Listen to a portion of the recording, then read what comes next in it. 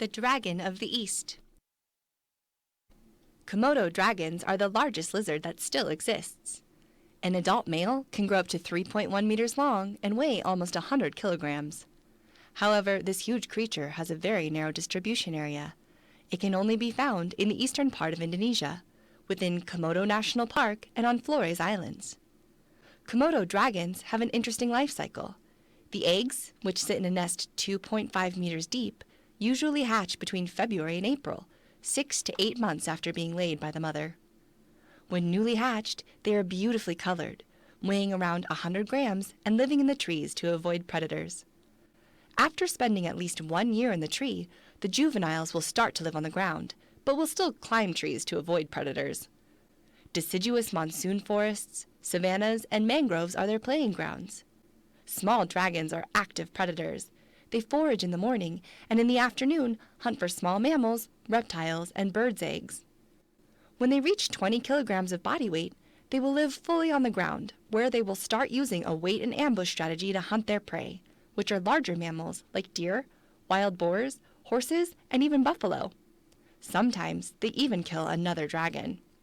They use the wait and ambush strategy to conserve energy, as they can be very heavy when fully grown. A Komodo's strong jaw is powered by serrated teeth that serve to grip and chew prey. The saliva in its mouth contains several bacterial strains that can weaken large prey after being bitten by the Komodo. The Komodo dragons are solitary animals and are very rarely found in a pack. The only interaction that might happen is during the mating season. Males have been known to fight for a female, and they are also willing to travel far, up to 3 times their usual travel distance, to mate. In extreme circumstances, if a female is unable to meet any males during mating seasons for years, she can do something called parthenogenesis, which is laying fertile eggs without mating to survive. The Komodo dragon can run up to 18 kilometers an hour over short distances, and their tail, which is round, thick, and muscular, helps to balance the dragon when it runs. Its tail also serves as a paddle when it swims. Komodo dragons are good swimmers, but they don't swim unless necessary. The Komodo dragons are really great at surviving. However, these amazing predators have met a formidable foe, humans. As the human population grows, people and Komodos have begun competing more and more for limited resources, such as land and animals to eat. In the Komodo National Park, especially on the small islands of Gili Motang and Nusa Kode, there is less prey for the dragons to hunt. The authorities have successfully reduced illegal poaching by conducting regular patrols and law enforcement. However, poaching does still exist in some remote parts of the national park. On Flores, there are even more problems faced by the dragons. Habitat conversion to agriculture and deer poaching have left Komodo dragons vulnerable. Deer, their main prey, have disappeared in most areas on Flores, causing dragons to prey upon people's livestock, which trigger conflicts with humans. These conflicts make conservation efforts even harder to carry out. This is Komodo, the dragon of the East, who needs our help to survive.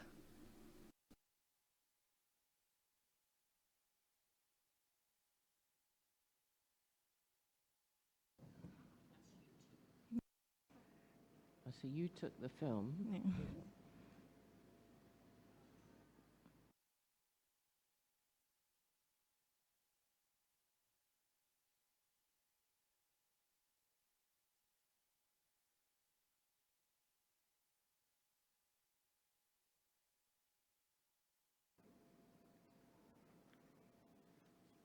Looks helpful.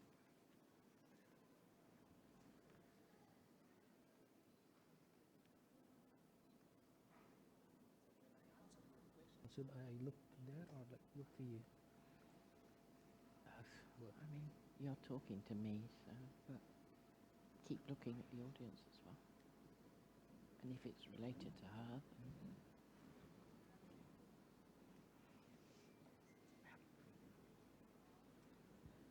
Good morning, everybody. Welcome to Ubud Writers and Readers Festival 2021. This year, the festival returns with the theme Mulat Sarira, self-reflection, which is drawn from a Balinese Hindu philosophy.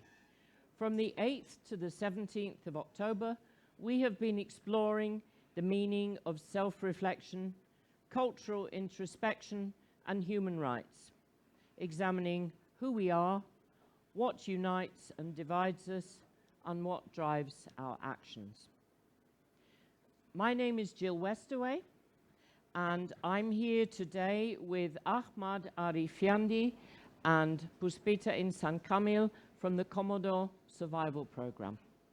So welcome to you both, and thank you so much for coming to share your work with us. Thank you for inviting us. So to start off with, tell us a little bit about the history of your organization. Why was it set up? How big is it? Okay. How do you get your funding? Yeah. Okay. Basically, it started back in 2001. So when me and two colleagues helping an Australian researchers doing research on the ecology of Komodo dragon, and we spent almost 5 years to research. And then when the project stopped, me and two Indonesian colleagues started to think about this is a good project to get information on Komodo dragon and how to help them. And three of us established the Komodo Survival Programme, an organization in Indonesia, and start on 2007. And then on 2008, we start collaboration and cooperation agreement with the Indonesian government to continue the monitoring and all the conservation works for saving the Komodo dragon until now. Mm-hmm. And yeah, this is not a huge organization. So there are 6 people that involved, and we have 2 scientific advisors from Dr. Tim Jessup and Claudio, and that's it. And we're focusing on research, and we got some funding. So we are self-funded organization. So we get funding from donor organization that willing to help or to give donation in conservation activities such as the CPF and others. Mm-hmm. And we also got funding from donation from people through our website as well. Mm-hmm. So those donors, are they mainly international donors or national? Yeah, mainly international donors. Mm-hmm.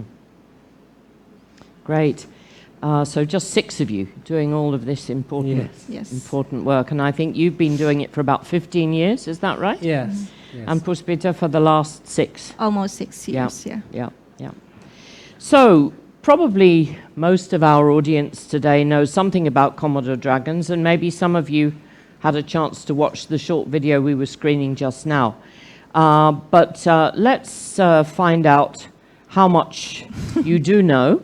I'm going to ask you some questions, and for those of you who answer a good number of them right, we've got some little prizes for you.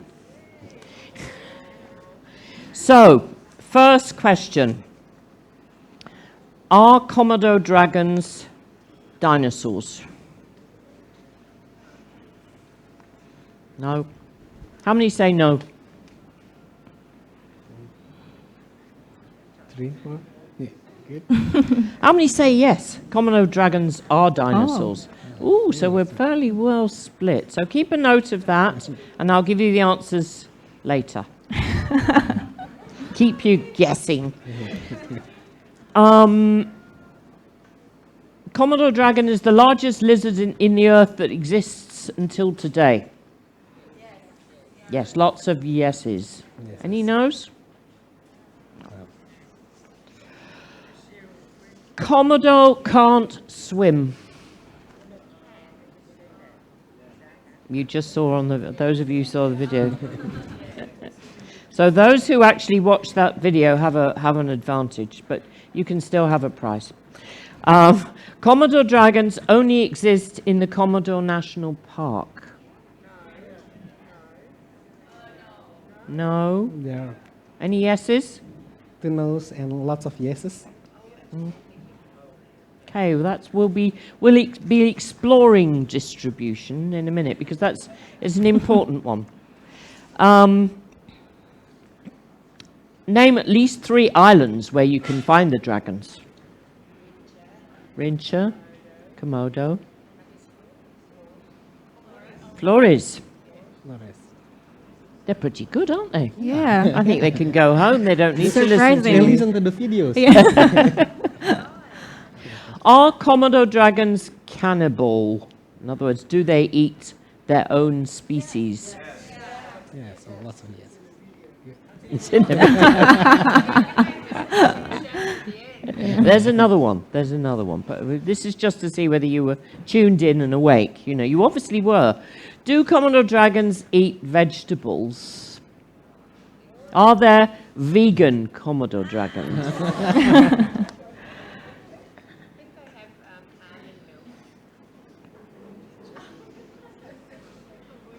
Any yeses? Vegans? Any vegan Komodo dragons? No. I don't think they get on very well in Ubud. Are Komodo dragons deaf? Pardon? What did you say?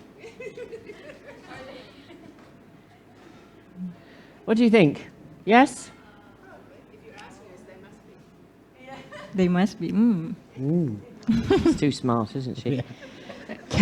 Now, those of you who saw the video will get this one easily. Can Komodo dragons reproduce without mating? That's amazing, isn't it? Yeah. The female can mate without mating. I can give birth without mating.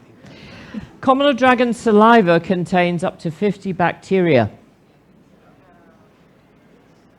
Komodo dragons live in a pack. The color of Komodo dragon hatchling is different to the adult Komodo dragon. Okay, so we had there 10 questions. Now, this is trusting your honesty. How many of you got 10 out of 10? Liar! We're going to feed you to the Komodo dragons. Anybody get 10? No. There were 10 questions. How many of you got 10 right? 10 correct answers. Oh, sorry. Are Komodo dragons dinosaurs? No. 3 islands where you can find Komodo dragons. Rincha, Komodo, Flores. Are Komodo dragons cannibals? Yes. Do Komodo dragons eat vegetables? No. Are Komodo dragons deaf? Yes. Can they reproduce without mating? Yes. Are they the largest lizard on the earth? Yes. Can they swim? Komodo can't swim. False. Komodo dragons only exist in the Komodo National Park. False. Komodo dragon saliva contains up to 50 bacteria. True. Komodo dragons live in a pack. No. False. And the color of Komodo dragon hatchling is different to the adult Komodo dragon. True. So, now you're in a position to tell me who got 10 right. Nobody? 9? 9. Give the lady Okay. give the lady a Here's prize. Can I get one of those trips in a Phoenician Komodo Island? You don't want much. You don't want much. 8 right. Maybe next year. 8 right over 8 here, right? lady here over here. Got 8 right. Oh, congratulations. Well done, madam. 7 over there. Oh,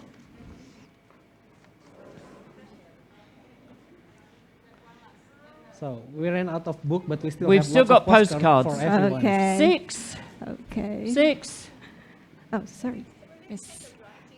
Okay. 6? Yes. Who got 6? Okay.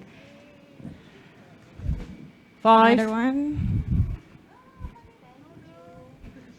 4. Just give them out. Okay, to I will give the everybody rest else. out. Give everybody else a postcard for effort. And just applause And for a round of applause. Now we're going to show you another very short video clip to consolidate your information believe that Komodo dragons are descendants of dinosaurs. Truth is, Komodo dragon persisted on Earth 60 million years after dinosaurs went extinct. What other story do you believe it's true about the Komodo dragon? Let us tell you the untold things of Komodo dragons. Komodo dragons are highly protected animals by both international and Indonesian national laws. They are threatened by human activities and habitat encroachment, and it is illegal to hunt, capture or trade wild individuals. Many believe that they are deadly because of their body size. They can weigh more than 80 kilograms and reach a length of 3 meters. However, it is their bite that can be dangerous, mainly because of their saliva containing several bacterial strains, and also containing anticoagulant and shock-inducing venom-like proteins. Most people believe that Komodo dragons inhabit the island of Komodo only. They are actually found on 5 islands in Komodo National Park, in eastern Indonesia. They also live in the west and north coast of Flores and on 2 islets, Longos and Antelo, off the coast of northern Flores. Their home in East Nusa Tenggara province is a mesmerizing and breathtaking landscape. Here they can find enough prey to survive and reproduce.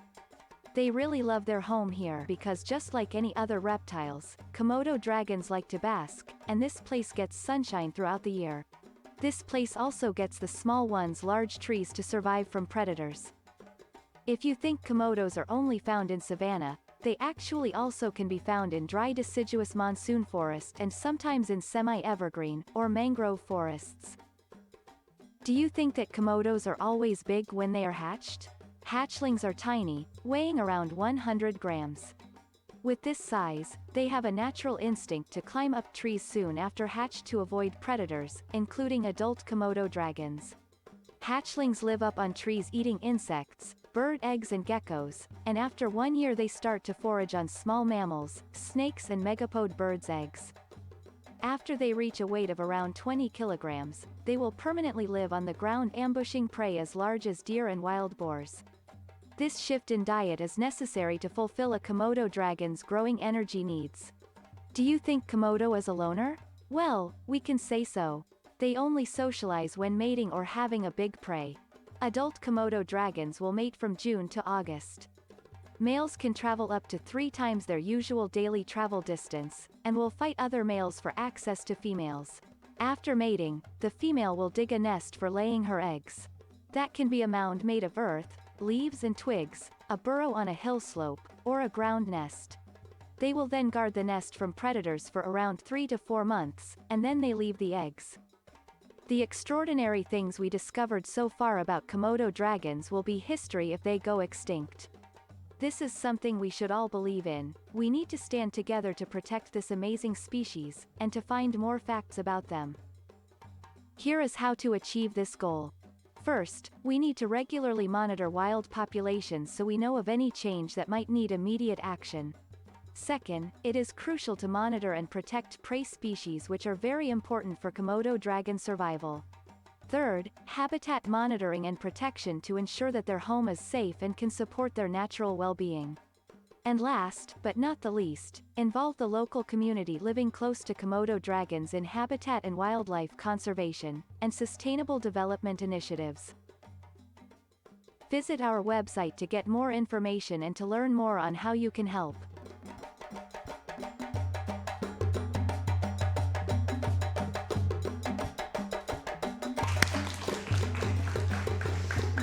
Very nice. Thank you.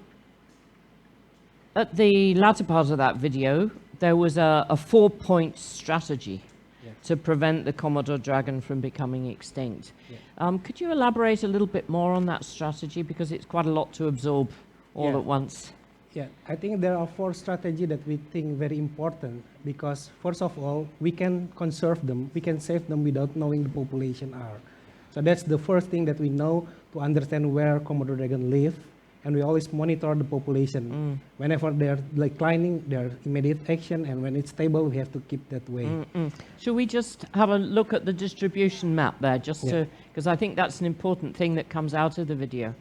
The actual distribution, that it's not in fact just the national park. Yeah, because the information on Komodo dragon is very limited. And as you may aware that when we ask questions, that lots of people knowing the Komodo dragon only in Komodo National Park. And some of them only know that only Komodo Island. But in the reality, they are also in Flores, which is unfortunately in Flores, there are no attention, and because people doesn't know there are dragon over there. And in the reality as well, that the dragon who facing threat, the biggest threat is the one on Flores, because they live side by side with human. Yeah, that's why we need to understand the distribution, and we are always to monitoring their population. The second one that we think important is to secure the food. We have to monitoring the food, because one of the important factor to conserve the dragon is to make sure their prey or their food availability, which is the deer. And unfortunately, deer is the one who being poached by illegal poacher, and mostly on Flores because most of the area is not protected. In Komodo National Park, where it's very secure and safe, they are fine, but on Flores, we need to put more effort. And the third thing that we understand is for sure the habitat protection. Because if the habitat is not protected and the deer is being poached by people, so it will less chance for Komodo dragon to survive. And the last but not least is how to involve the community. Because especially in Flores and some tiny area in Komodo National Park, there are some people that coexist with dragons. So if we are not involved them and we are not getting benefit of the presence of the Komodo dragon, they won't help us to conserve the species. So that's why we always have to involve people. Yeah. Puspita, would you like to add a little bit to that last one? Yeah, maybe can you have the second slide of the PowerPoint, because I want to show how we involve the local people. Sure. Because actually the heart of conservation is people. When we involve the local people to feel that this species is also important, not for the environment only, but also for them, it's very beneficial for the conservation itself. So if you can see in the Flores Island, we have several activities that involve local people, like for example training, and then we also give education to small children. We give the storybook, we create storybook, we create a very new story about Komodo in Flores, because actually they don't have this kind of folklore in Flores Island. Differently with Komodo National Park, they have this kind of belief and folklore that Komodo dragon is the twin of their ancestor, so they feel that Komodo is also their ancestor, so they can coexist with Komodo very well, but not in the Flores. So we have this multifaceted approach to involve the locals, and we successfully secured a habitat for Komodo dragon in Torong Padang. It's in North Flores, with local tribe called Ba'ar tribe. And they agree to protect the area together with us and with the government. So that's one example of local people involvement. And it's also quite important because within Komodo National Park, all the area is protected. Sure. But in Flores, only 15% of the area is protected. The majority of the distribution area is not protected. That's why we have to involve people to help us to protect together, because we can't just leave it to the government, because that's for that reason. No, I think that's a very good point. Yeah, it's not a protected national park where a lot of them live. So, Puspita, what do you see as the greatest threats to the Komodo dragon? Well, actually, the greatest threat is the deer poaching at the moment. We have this research every year to measure the prey level, especially in the national park.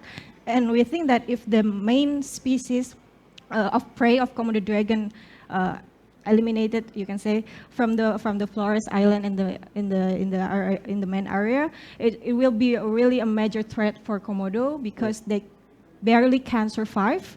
And if they can survive, they need to look for another kind of prey, right?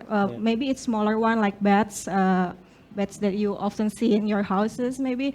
But it has an impact on their body size, and maybe on the behavior. Because I'm not the biologist here, maybe Ahmad want to add a bit of it. Yeah, I think the major threat is the illegal poaching prey. So that's the major threat. And I think the second threat will be the land use change. As you may see that, especially in Flores, where most of the area is not protected. So will be easily to being changed to agriculture and others. So that's the second important threat. And I think because they live side by side, especially in Flores, the third threat will be the conflict between human and probably the Puspita can elaborate more about the conflict between human and Komodo dragon. Yes. So maybe if you hear that people in Komodo Island and in the national park, they live very well with Komodo. They love Komodo because Komodo also help them to bring the tourism industry into their islands. In Flores, they hate Komodo dragon as like we hate cockroaches. So it's like pest to them. They don't see it as a magnificent species like we all do. It's very different. In the past, they may kill Komodo dragon that may kill their livestock or enter the house. But after we intervened for the 5 years, we started in 2016. We had this research to have their perception measured, and then we have several intense activities with people. We shift their perception from Komodo is a pest to Komodo is actually your coexisting partners in this area. We can bring the tourism industry here, and you can protect them together with the government and also with our organization. How long did that take? 5 years. Already, 5 years. I think, and it's still ongoing. 5 years and ongoing. It's still Still going. ongoing, Yeah. yeah. Yeah. Yeah, it's very hard to change people perspective. It's very hard to convince people, but we're going on that direction. Right. So I guess one virtue you need is patience. Yes. Let's focus in on your long-term research, because I know that you've been involved, you yourself, 15 years in the organization, 18 years of intensive ecological and social research. I mean, that's a huge amount of research, and I guess a lot of publications. Maybe you can tell us a little bit more about that. Yeah, as I told in the beginning that our organization is started based on research. So most of the people or most of the member of our organization is researchers, because we believe that using a good scientific information can help the government or anyone doing the right things. So that's our main thinking. And yeah, during the past 10 years, we've been learning the Komodo dragon in Komodo National Park, learning how they should live. And we're trying to implement the information on the basic knowledge of Komodo dragon, how to inform the government that this is the best thing that the dragon that have. And using this information, using this knowledge, that we kind of use this very basic knowledge that can help the government to make a good policy. That's why the organization have position in. We're trying to help the government with a really good information, so in the future they can make a better decision and policy decision. And you're right that based on our more than 15 years research, can say 15 years, we published more than 25 publications up till 30 publications. That's internationally recognized journal. So that's it's helped us to convince the government that the information that we have is really accurate and really good. We were talking earlier about how governments tend to rely on learned professors in university ivory towers rather than people working in the field, but you've been working very hard to convince them that they need to listen to you. But talking about time, you said it took you 5 years to convince the villagers. How long has it taken you to convince the government to listen to you? I think more than 10 years. Yeah, I think the first 10 years they just saw us, who are you? It's just young people doing the thing, but then after we publish, they start to understand that we creating or we providing really good information rather than just, Yeah. Okay. Maybe you can give us an example or two of policy decisions that the government have taken based on the scientific-based information that you have provided to them. I think the biggest accomplishment that we have is just in the past 2 years, when the government asked us, and we helped the government as their consultants, for drafting a 10 years government strategic action plan for conservation of Komodo dragon. So it's really relief for us that the government would like to such a very important document, and they ask our opinion based on the scientific information. So hopefully, with our involvement, can make a really good policy or document that can guide everyone, including the government, to doing the conservation for Komodo dragon in the right way. Right. So, Yeah, no, excellent. Anything else that And- the government have learned? Yeah, I think one other accomplishment is that the one that I mentioned, that I helped them to secure protected areas. Well, I mean, like locally tribe protected areas in North Flores, and it's also proving the government that we can work with the local tribe. It's an indigenous people local tribe. It's the biggest tribe in the distribution area of Komodo dragon. So it's also a successful achievement from for us to secure this how many hectares of habitat? Torong Padang I Peninsula. think it's about 500 of hectares. 500 hectares So of protected areas. we successfully convinced the local people to make like their own conservation area run by the local people to help the government to protect the species. I think it's kind of major achievement. And in terms of the government, I think that every year we have a meeting with the Komodo National Park just to convince them what is the most important. And it seems like during the past 5 years, they have some policy in increasing protection and attention in some area that never been they thought it's important. And based on the information, the population is not really good at the moment. And during the past 5 years, it's slightly, it's getting better and better. So I think with the better information, they did the right thing, and the result is good as well. Yeah. Maybe I want to add on that. So if you know that Padar Island is a very famous one tourist attraction in Komodo National Park. So previously there is no Komodo there, but according to our data, the deer population is growing in Padar Island. So Komodo is going back to the island. That's one example how we we encourage the government to protect this island more, to do more regular patrol and monitoring in this area. It's all based on our scientific data. Oh, Yeah. That's So fantastic. we help them to recolonize the island, which is previously has dragon, going extinct, and now repopulate it again and become a really good, healthy. So yeah, So so it's maybe one you big want to be careful if you go to Yeah. Padar Island Next time you go to Padar, Be careful. Yeah. be careful. A relaxing Yeah, dragon. picnic might not be quite Yeah. so relaxing. One of the things that you helped me to understand when we were talking earlier was that the government needs to understand how to sort of maintain the population, not necessarily to increasing it.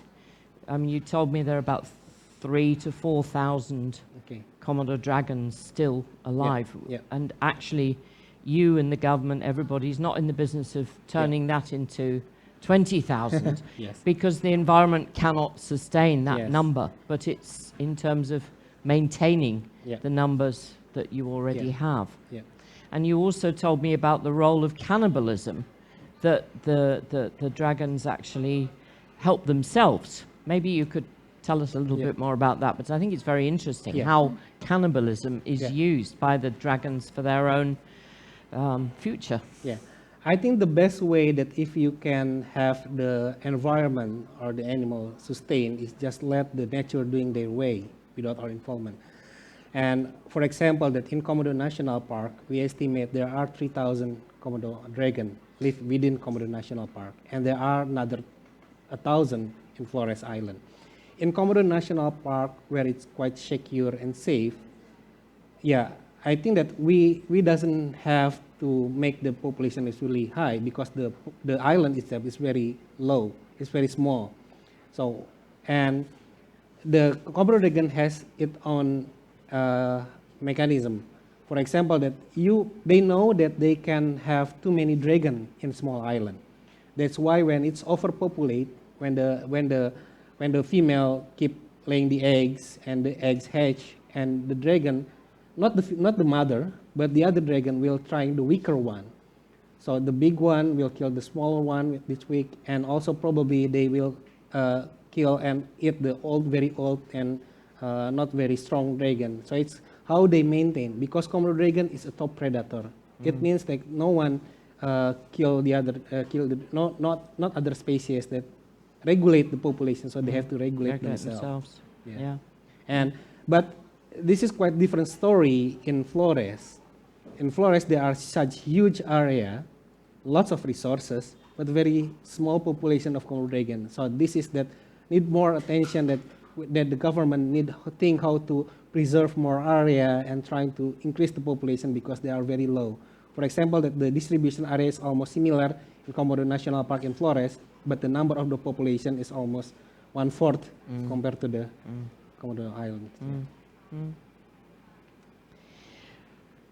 Puspita, could you tell us a little bit more about the legends surrounding the Komodo dragon? You alluded to it earlier, and how it's not a consistent legend across the distribution. Yeah, so as I mentioned earlier, that in Komodo National Park, they have kind of folklore. The main idea was that there was a princess and a prince, and they are twins, and the princess became a Komodo dragon. And they call it Sabai as a sibling. And they believe that the Sabai, the Komodo dragon, live up in the forest, and the prince one come back to the village. And so every time they meet Komodo dragon, they will call it Hai Sabai, like that. So they don't see Komodo as a threat at all in the island. So if you like heard that in Komodo National Park there is a Komodo eat the livestock, they don't get angry. But in Flores, there is no folklore. There is never any folklore of Komodo dragon. In Komodo National Park, you can hear a various version of this folklore, but in Flores Island, they don't have any story about Komodo dragon. They have story about dogs, deer, and birds, and chicken, but not Komodo dragon at all. So they don't feel the engagement, the attachment with Komodo dragon. So it's very hard to approach them and say Komodo dragon is kind.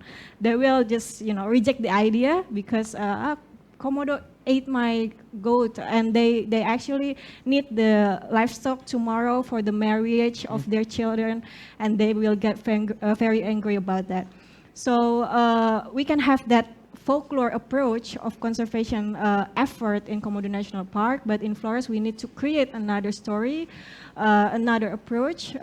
That's what makes the Flores conservation effort in terms of coexistence is harder than Komodo National Park. That's also why we put more effort in community in Flores rather than in Komodo National Park. Sure. Yeah. So we've got a little bit of extra time because we started late, but I just wanted to ask you both how you see the future for the Komodo dragon, and I think you probably got answers relating to the national park and answers relating to Flores. Yeah. I think that in Komodo National Park, as long as the government can protect the areas and maintain what is happening now, I think it will be fine. And according to the IUCN also stated that the population is quite stable and well protected. So there are nothing, so that's the only thing that we can do and keep monitoring. But on Flores, it's quite different stories because we know that there are more areas that less protected. So I think there are more effort that need collaboration, not only with the government, because the government that maintain protected areas only few area, only 15% of the area, but the rest, the 85% of the area is need collaboration between the local government, the local people, and the organization like us to work together to help them how to survive. But in the future, I think the Komodo dragon in Komodo National Park will be survive, but there are more effort that still need in Flores. Yeah, I think one thing that I want to add that Flores is a very huge area. Other than Komodo dragon, they also have conflict with crocodiles. So they have a quite negative perception of crocodile, lizard, and else. It's a very wild areas. So maybe the challenge in the future is that because Komodo live in the coastal areas in the Yes. north and western coast of Flores, we know that the sea level rise is also a threat of Komodo dragon. So it's not a direct threat, but imagine that if your home is sinking, then you don't want to live anymore, right? Like Komodo can't live in the central forest because it's very high. It's too cold for them. So they need beach. They need to, they are. You can say that they are liking the beach just like we all do. They need to bask to get the energy for the sun. So they need a very large beach area. So I think the challenge is to protect that coastal area of Flores because it's very huge. It's just tremendously big Yeah. island. And as Ahmad said, using all the different stakeholders. Yes. Yes. Yeah. Yes. Yeah, no, it's a real challenge. And differently because Flores area mostly are not protected. It's quite hard in terms of bureaucracy because in the national park you get one head, but in Flores we need to talk to several stakeholders to protect them. So that's also a big challenge for us in Flores. So Yeah. in conclusion, that in Flores is like we need a bigger deal. We need lots of people involved. We can rely on the government. We can Sure. rely on the national park Sure. to save the Komodo dragon on Flores. That's everyone to have to help. Now, finishing on a couple of things that we've probably all read about in the news.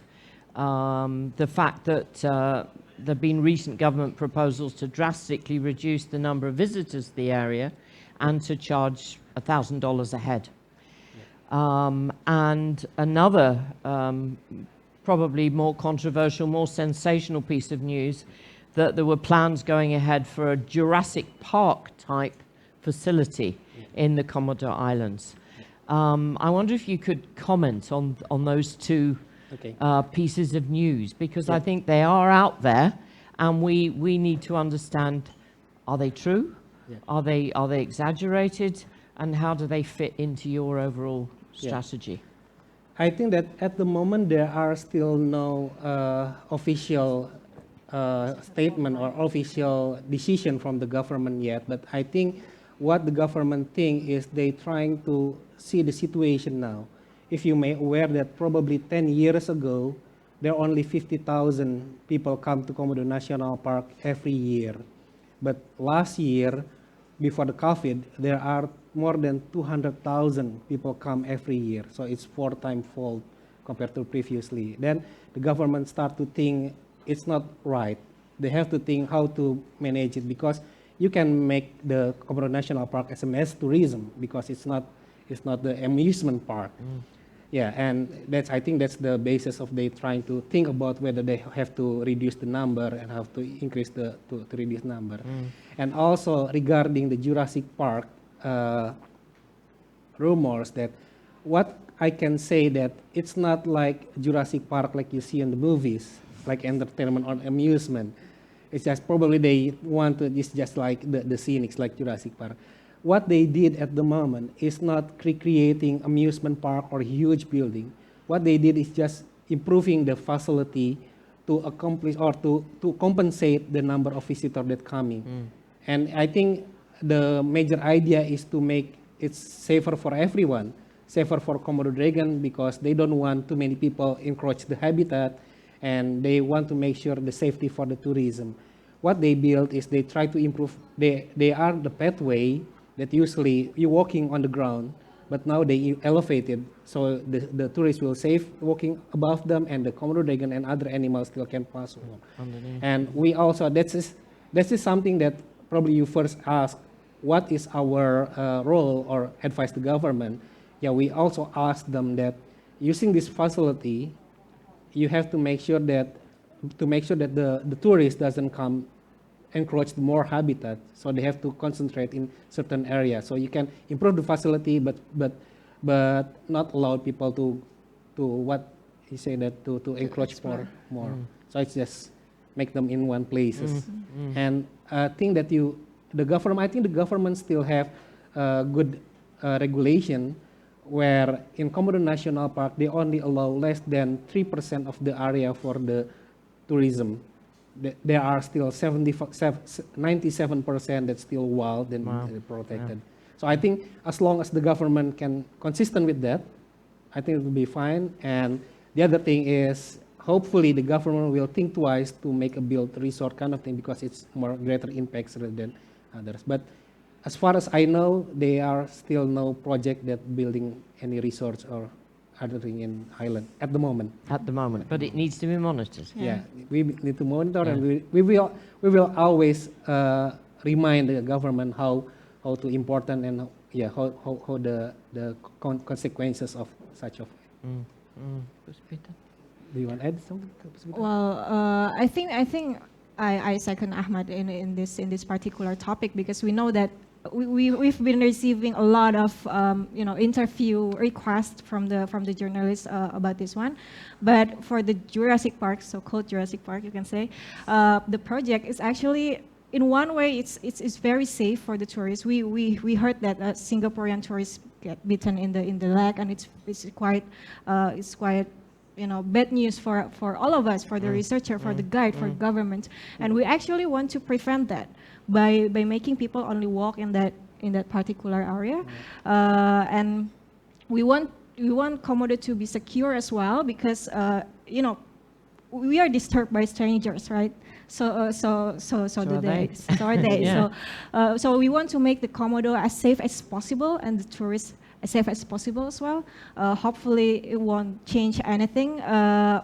I mean, in terms of how people see the Komodo National Park, because we can say that they are monitored by the global pressure, right? People's eyes are on them right now, and actually it's a good thing, because public can serve a monitoring role for the government to make a better decision, and also a good criticism as well. And our role as a researcher is to providing the data, but not the pressure. So we have different role here, and you can help save them by monitor all of been going on in the national park, and also in Flores as well. So, yeah. Great. Now, I will, of course, that, sometimes it's easier to talk, but I will easily, if you come and see whether it's good or not. So I can encourage you to come next year when it's done, and then you can judge by yourself. It's a deal. It's the best one. Yeah. Yep. Yeah. Thank you both very much. I think we'll open up for questions, and Ibu Janet is raring to go with a question.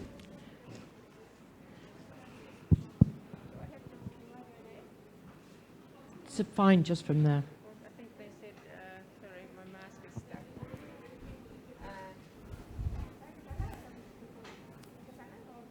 Dari sini bisa ya? Di sini? It's really weird, isn't it? I've got to look this way. So I'm... How can I...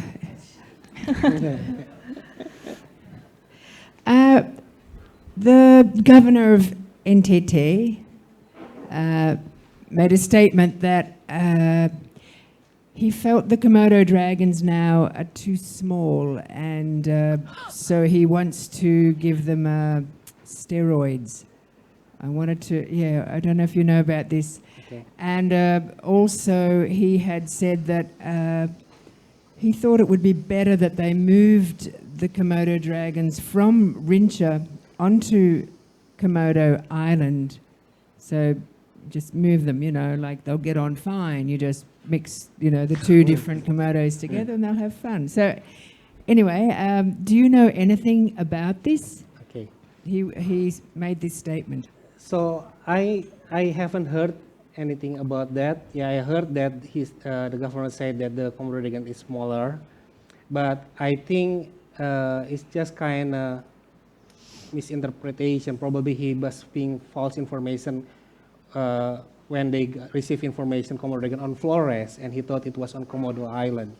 So again, that basically what I can tell is the institution that have the obligation and by the government to manage the Komodo dragon is the Ministry of the Environment. So all the decision will be decided by the Ministry of Environment. And I do believe that we always give like a scientific information regarding for the population. we have a really good information on how is Komodo dragons going, their body weight and other thing, and we inform the ministry. So any decision or any policy regarding moving the dragon or human or government interfere with the population will be based on scientific information. And again, then probably that is just like miscommunication kind of thing. And I do believe that what information that we give to the government is really good, because based on, not only based on what we call it assumption, but really on data. For your information, that every year we always catch a dragon and measure the animal and release. To date, we have more than 1,200, 1,200 dragon that we've been tagging, and we're monitoring every year. So we know for sure if there are dragons shrinking or other things, and the Indonesian government, the ministry, will take immediate action.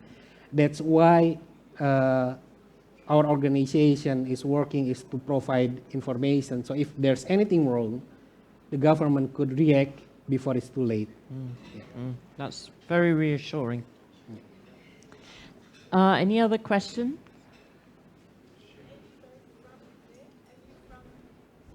No. Are you both from Flores? Are you from Flores? I'm not from Flores, but I've been working there for more than 15 years. So I think, like, even though that I'm not Flores, but it will be same as Jill feels like Indonesia is her home.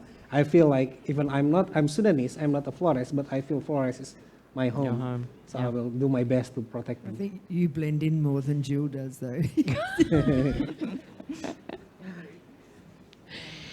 There was a question over there.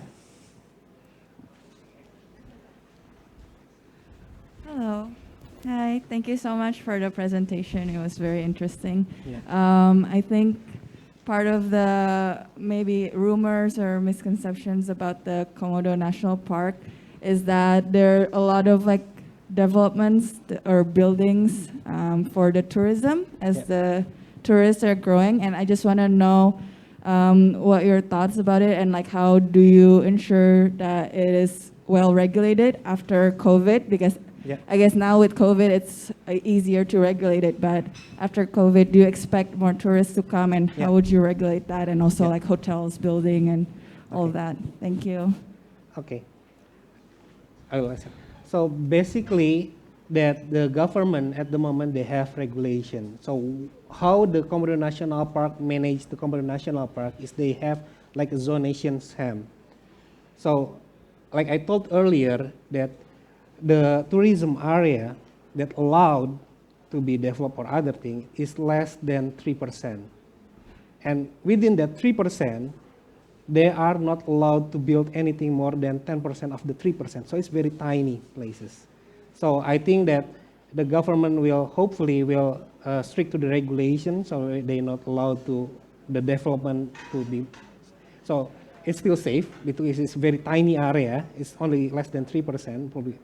And the other thing that we realize, we concerned about the increase of the number of tourist visitation. And we also advise, and we work together with the Komodo National Park, and they started to make like limited the number of tourists that come, and they regulated. So they started, I think starting this year, they start to make like quota for the tourists that may come, and they regulate the time so no one can come ever. So I think after the COVID, there will better management. So maybe next time you come to Komodo National Park, you have to online book, and you online, otherwise you come and you weren't allowed to come. So I think that that's a good thing that the government started to do. Right. I think the government already think about that, and they're working on it. Again, encouraging, very encouraging. I have a question which was submitted online by Lizzie Chan. Why do you think that when it comes to environmental issues, preservation issues, most of the time it's always the foreign corporations that would want to help more than our own local government? And a subsidiary question, if we can't afford to go and work in the conservation area, aside from donating funds, what else can we help to do from a distance. Yeah. I think, correct me if I'm wrong, that I think that the thing that we are Indonesian organization that we work in, so it's not true that the government only rely on foreign help, and and also that apart from donation, what do you think that they can help? Maybe I can add something about that. My thought is because in the local area, conservation is not a priority because we have a very, we have a lot of challenges in Indonesia, underdeveloped areas, educational problems, and then underage marriage.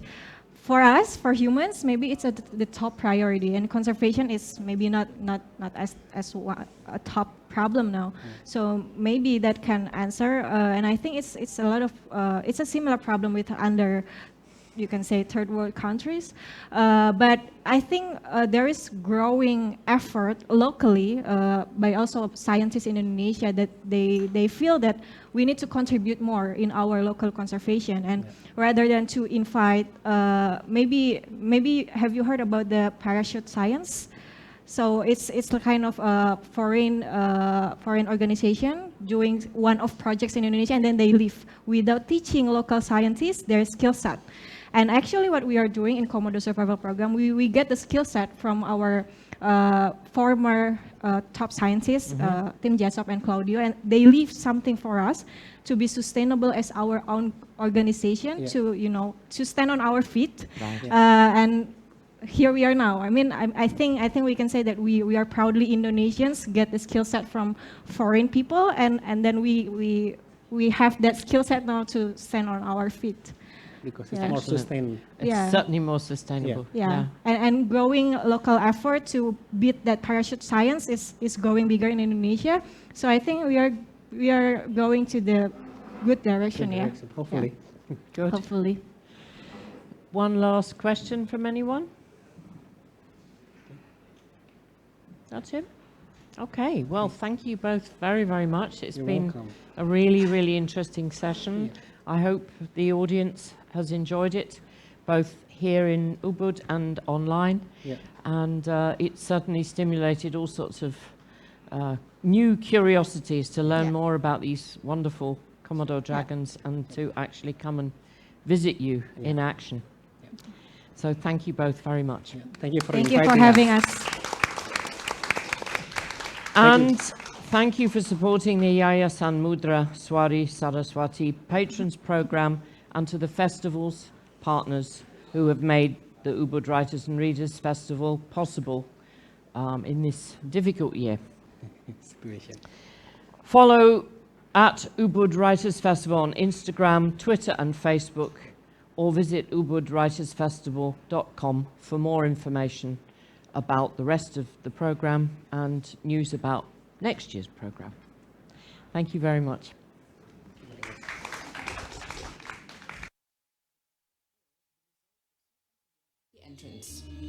Please follow our health protocol throughout the event by wearing your mask at all times, washing your hands regularly, and physically distancing from the crowd. If you require assistance, please visit the information center at the festival box office.